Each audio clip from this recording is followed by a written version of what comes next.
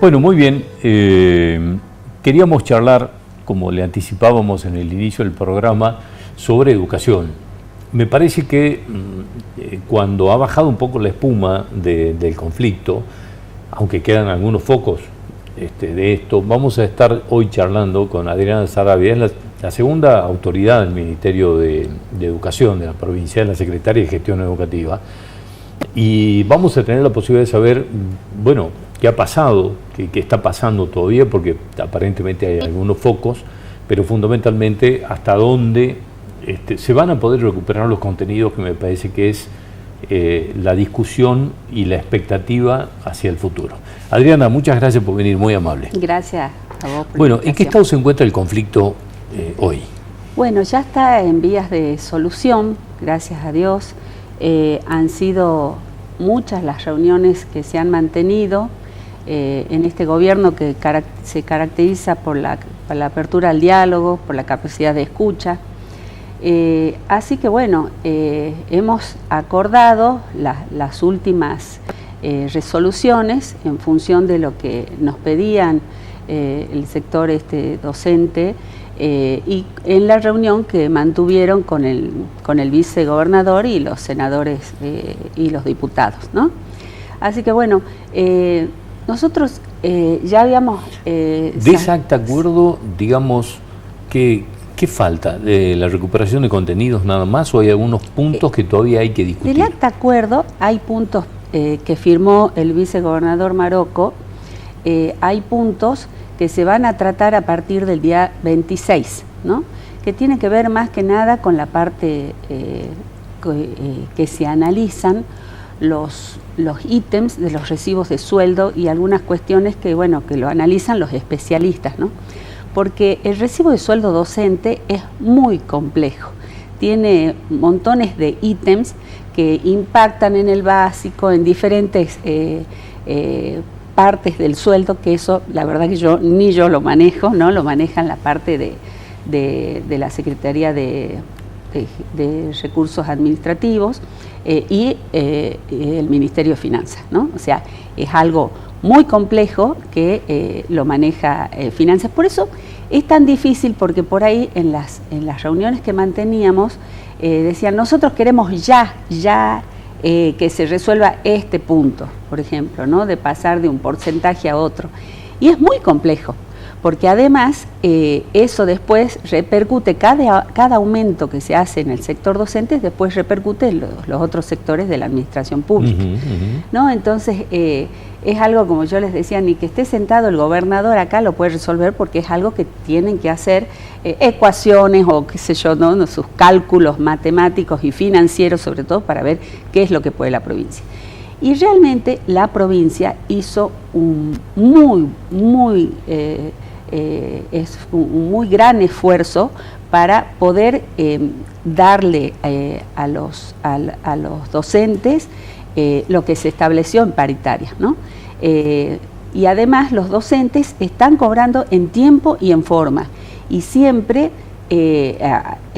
además de cobrar en tiempo y en forma, ahora cada 15 días, hoy cobramos el aguinaldo, están recibiendo un dinero, ¿no? Por lo que sea, qué sé yo, por ejemplo, ahora viene el aguinaldo, después vamos a tener el sueldo de julio, que ya va a tener el aumento del cargo testigo de 203.000 pesos.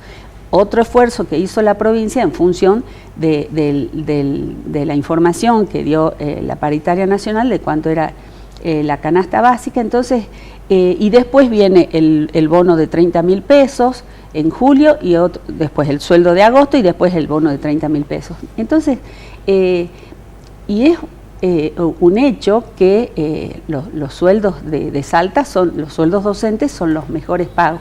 Esto es lo paradójico, ¿no? De todo esto, sí. Porque Jujuy por ejemplo, ahora tiene sí. una marcha enorme. Jujuy tiene un conflicto tremendo. Que se quieren parecer a nosotros. Y el reclamo de los docentes jujeños es: queremos cobrar como los docentes de Salta. Esto es lo paradójico de esta situación. O sea, la verdad que hay yo creo que, bueno, hay otros sectores ahí, ¿no? Interfiriendo, porque realmente los ¿Sectores docentes... políticos? Sí. los docentes nos pedían volver, ¿no? Nos pedían volver y fue toda una evolución, ¿no? Primero de decir día no trabajado, día no pagado, después pasamos a decir, bueno, devuelvan los días y les pagamos, y después esta instancia de decir, bueno, recuperemos los contenidos, ¿no? Entonces... ahora que lo menciona, necesito preguntarle, ¿se recuperan los contenidos? En realidad se intensifican algunos contenidos y lo que tenemos es la normativa que acompaña y que acompañó en tiempos de pandemia, y después también se elaboraron más resoluciones ministeriales por parte de la Secretaría de Planeamiento Educativo, donde se hace hincapié en lo que es los contenidos prioritarios, ¿no?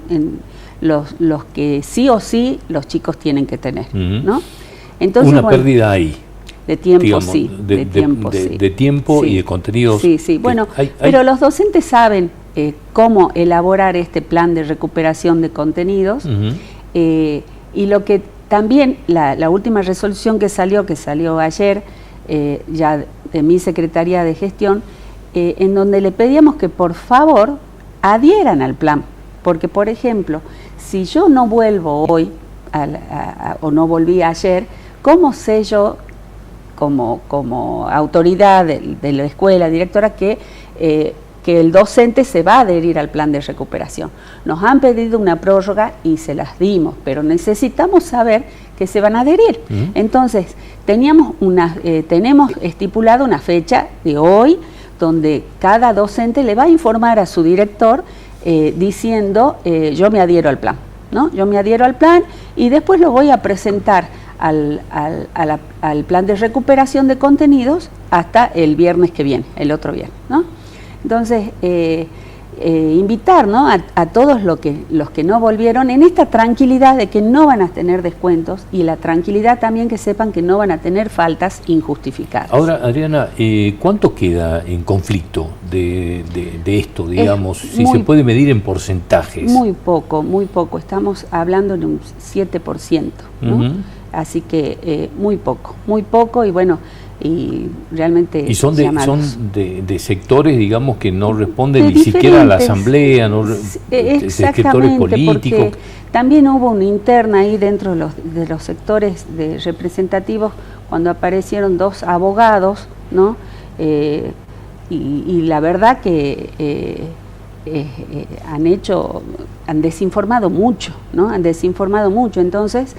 la gente tenía miedo, decía, no, te están coartando el derecho a manifestarte. Nada que ver, o sea, había un abogado que hablaba de decreto cuando eran resoluciones ministeriales, ¿no? Entonces, la verdad que ha habido mucha desinformación. Ahora, Adriana, las preguntas que surgen de esto, ¿por qué estos temas que los autoconvocados les reclaman discutir al gobierno no se discuten con los gremios? Porque, a ver, no vamos a desconocer, y en esto quiero ser claro porque lo he sostenido durante todo el conflicto. Acá hay, digamos, una base del conflicto que tiene que ver, primero, con el proceso inflacionario que vivimos, que es tremendo, una falta de representatividad de los gremios por otro lado. Entonces, la pregunta es, y la anarquía que se gestó, digamos, en un escenario anárquico es imposible ni trabajar ni planificar absolutamente nada.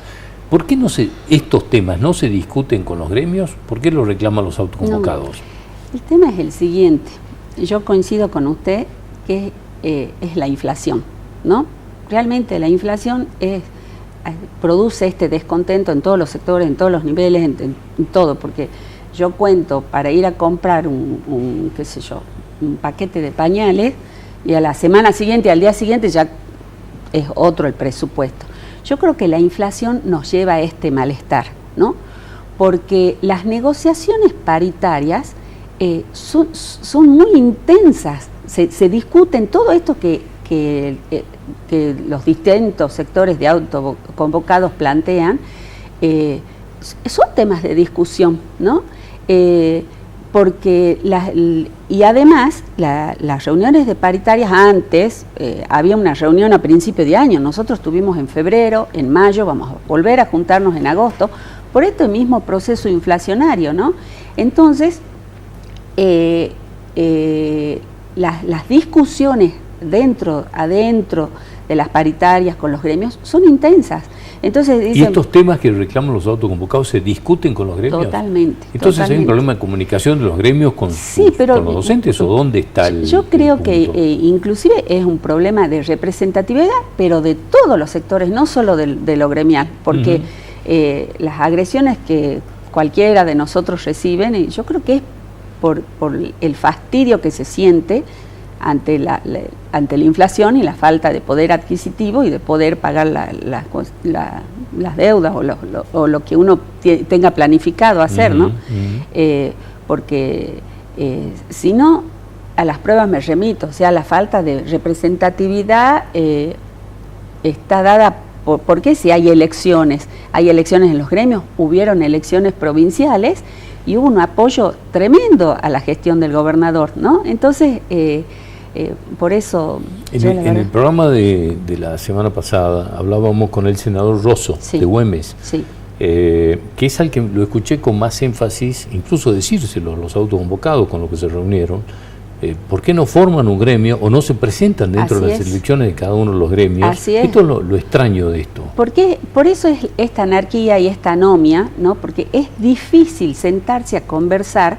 Yo estuve en 4 reuniones con diferentes grupos de autoconvocados y hago hincapié en que son diferentes grupos porque nunca son las mismas personas.